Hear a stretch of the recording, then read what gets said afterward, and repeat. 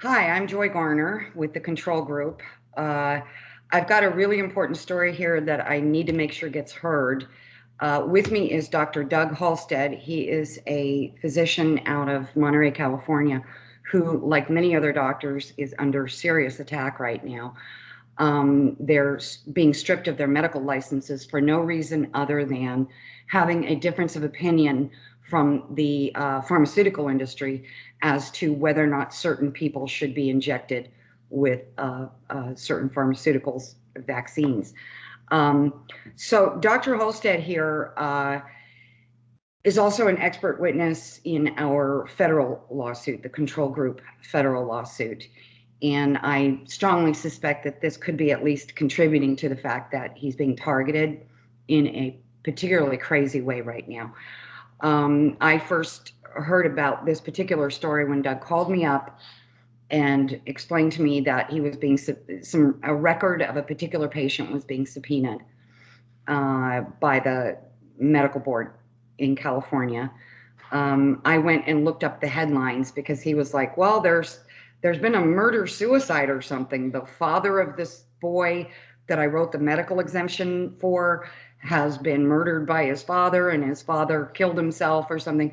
So I went looking through some headlines and immediately saw a coordinated effort internationally of headlines that all included the words anti-vaxxer cult, murder suicide, and then the stories would include this Dr. Hulstedt, and the subpoena that the medical board had drafted and filed basically attempts to implicate Dr. Hulstedt in a murder suicide. They've got some new theory that if a doctor has a difference of opinion about vaccination, then that means it leads to things like homicide and suicide. So it's very crazy. It's hysterics, and it just shows the extremes to which the medical board will go to strip doctors of their medical licenses if they are not actively out there pushing pharmaceuticals, dangerous pharmaceuticals, on the public at every opportunity. So, Doctor, have I misstated anything with what I just said in your mind? Yeah, I think that's pretty clear. I got this subpoena, an attempt at receiving a record on one of my patients, and I didn't know any of the background. It was just an attempt at receiving my patient's medical records. And this is essentially the opening gambit that the medical boards use in order to relieve doctors of their licenses or to put them in extraordinary strictures. They've already done that to medical doctors, in my view, but they've gone out of their way to really nail any doctors that used to give medical exemptions when it was allowed under SB 277.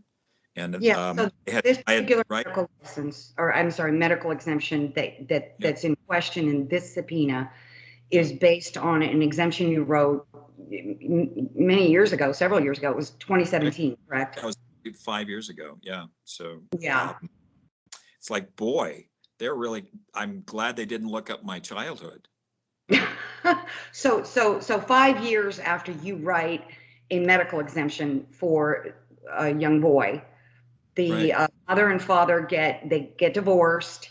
They have a protracted, tragic family law battle, which obviously would include things like custody and child support, maybe alimony, property, whatever. And so, you know, there are probably a lot of cases like that that could potentially drive someone to some crazy behaviors. But in my own mind, the timing on this one, and then when I read deeper into the story of the murder suicide between the father-son, I'm highly suspicious myself that that father actually did murder his son. I'm not convinced. In my own mind, it's like a Clinton-cide situation, and that's horrifying in its implications. But the things I know, the things I've been learning about what this industry will do to protect and advance its profits, it's certainly not beyond me to look at that alleged murder suicide and suspect that it may have been some sort of setup to come after you, because it was the only thing they could do is maybe okay, we'll accuse this man of. I mean, look at the timing on this. They already had their press packages ready to go out internationally with headlines: anti-vaxxer cult murder suicide. Yeah, I hadn't realized I was a member of an anti-vaxxer cult. Didn't either.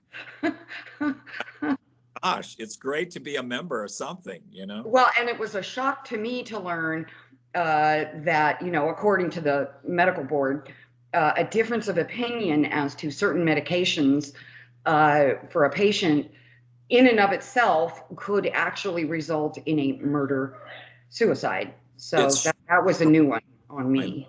Yeah. So obviously a difference of opinion is certainly something to bring up before the medical board. And I have exquisitely strong differences of opinion with the medical board right now.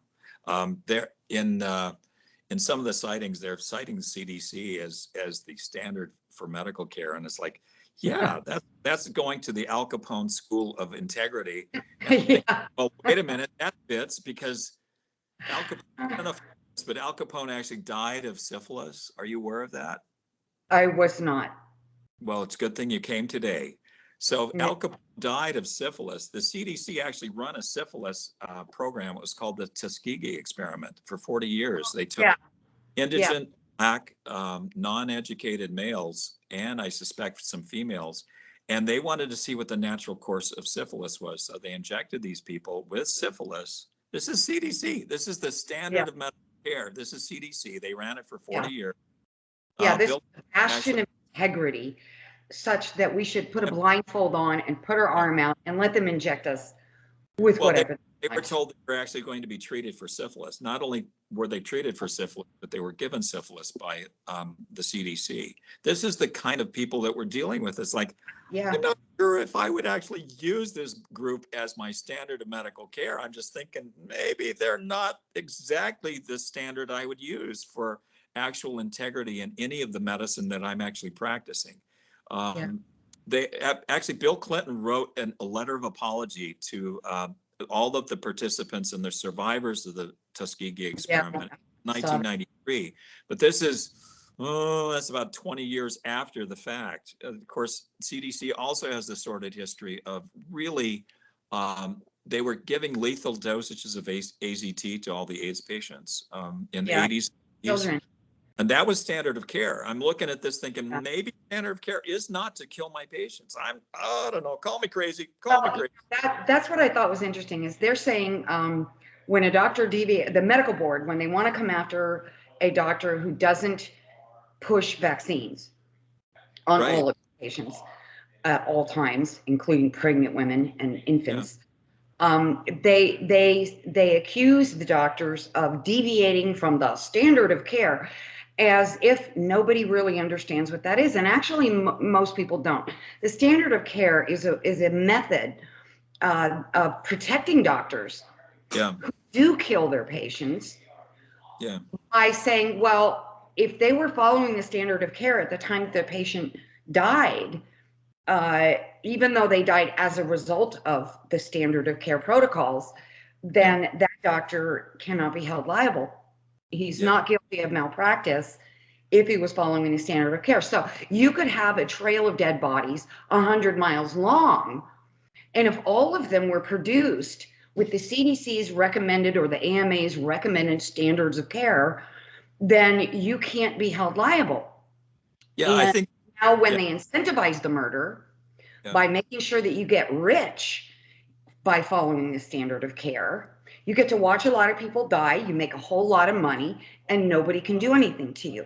So that's really what the standard of care is about. However, on the flip side here, there is absolutely nothing unlawful or unethical or untoward about a doctor deviating from the standard of care. This is, you write an off-label prescription. It is assumed that every individual is going to be different, and that only their own physician is going to know what they need specifically. And that you don't just have a patient come in and ignore them, ignore the patient. Go on your computer and see what some group of people say you should do to that person. It had occurred to me when you and I talked in the past, Joy, that the standard of care is the last defense of when a patient is actually wounded or maimed or murdered. And I thought that is really fascinating. Example, in my own life, um, you guys probably think I've been practicing for just a couple of weeks, but I've actually been practicing longer than that. So I finished residency in 87, board certified in 89, recertified a couple times in pediatrics. But in that time period, I do know of 2 autistic kids that I was able to create using the standard of care of CDC. And then I was also using the standard of care by the CDC, and I created a type 1 diabetic. And then in retrospect, I realized that I also created a child that was a victim of SIDS, sudden infant death syndrome, about 2012. With those, I'll never be prosecuted because it was all standard of care. It's not the moral thing to do, but it was the standard of care. Yeah, the standard of care was, is not moral. It's profitable. Yeah. It's not moral. Yeah. It's profitable and very dangerous and injurious. Yeah. So the big thing to me, I've explained this to you before, but really the standard by which I go by is this really crazy standard. I know you probably never heard of it, but it's called first do no harm. Oh, that one. You never heard that one, I thought. CDC outlawed that one? So the very most important thing about that first do no harm thing is you're looking at risk, and that's the harm part. Anytime I'm dealing with a patient, I'm dealing with risk versus benefit. But the very first statement that a physician should have in his mind is first do no harm, and that's risk. What's the risk of this item? Yeah. We never knew what the risk was for vaccines because the CDC has assiduously avoided any question that there could be ever a problem with the vaccinations. That's shocking to me, but it's still true. I've been telling families the CDC has never done a control study on this vaccine safety. And I kept, there's a bubble over your head. You read what you just said. You say, nah, that can't be right. Nah, that can't be right. How could that be? That's so outlandish. CDC never did it. I can't leave children's health. And you wonder where they came up with this word rare when they're talking about side effects. Like, how do you characterize the frequency of something you've never counted? Well, there's that.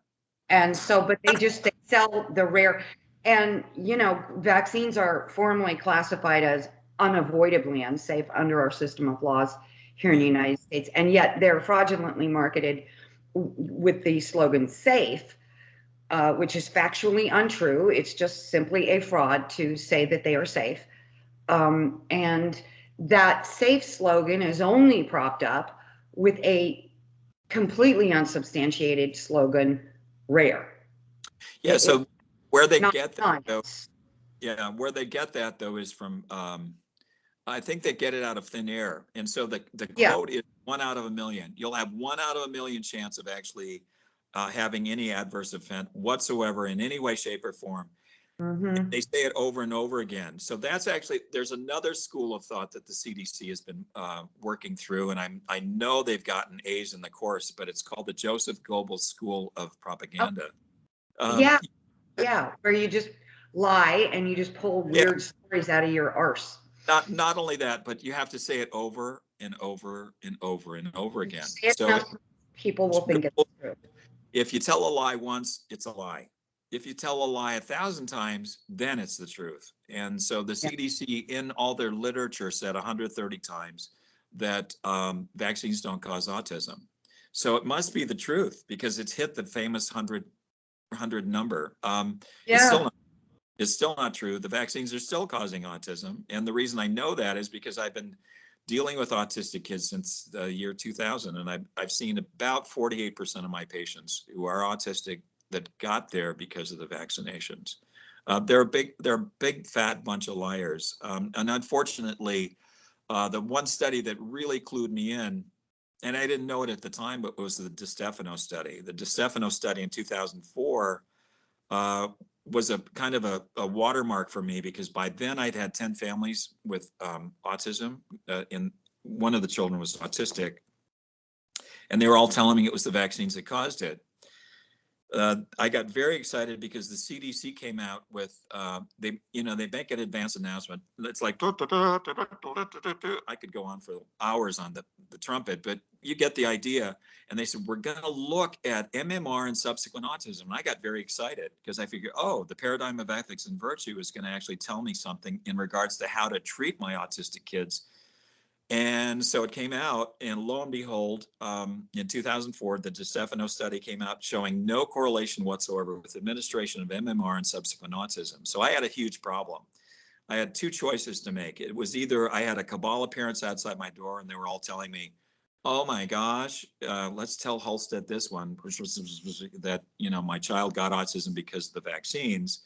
That was one possibility. And I figured, because I did a statistical analysis on that, Joy, and I knew you'd be proud of me. So the statistics are this. It's like me winning lotto 4 straight weeks running. And by the way, I don't play lotto. So that wasn't a real good probability. Yeah. The possibility was there was a fatal flaw with the CDC study. And so that was kind of like pouring rocks into my brain for about 6 CDC study was rigged. Period. Hey, take it back. I didn't know that. I didn't know going in. I just thought, what the heck?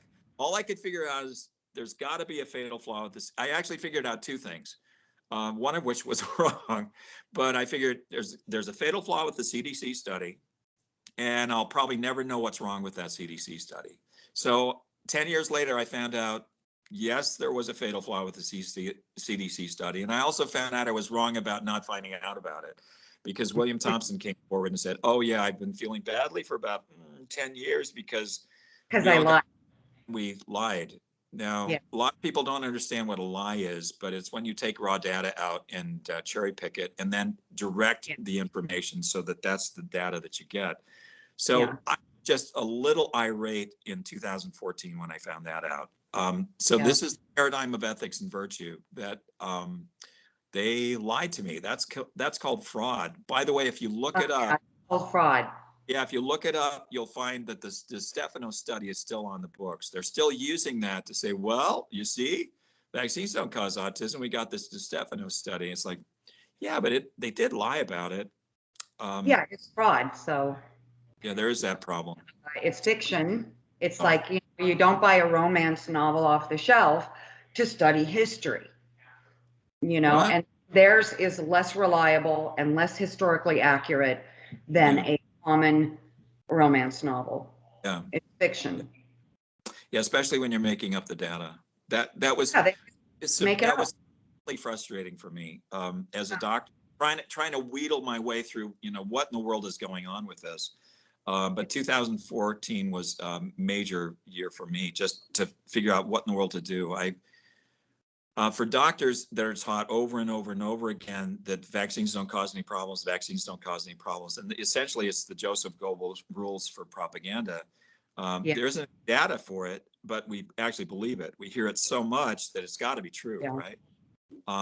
But for me, because of my, I subspecialize sort of kind of with autistic kids. I've got 146 autistic kids that I've seen now. And of those, 72 of them are very specifically vaccine injured or vaccine maimed. If I can't get them better, they will live with that for a lifetime. And that came directly from the vaccine program. That's got to be so, well, there's plenty of pain to go around here. And it's about just speaking the truth, regardless of the consequences, because the alternative here is the death of humanity. Yeah. This can't continue. Yeah. So we'll get there. We're going to prevail. It's just, it's a hell of a battle. It's a hell of a lot of casualties, but we're waking up. A lot more people are waking up. It's an amazing time.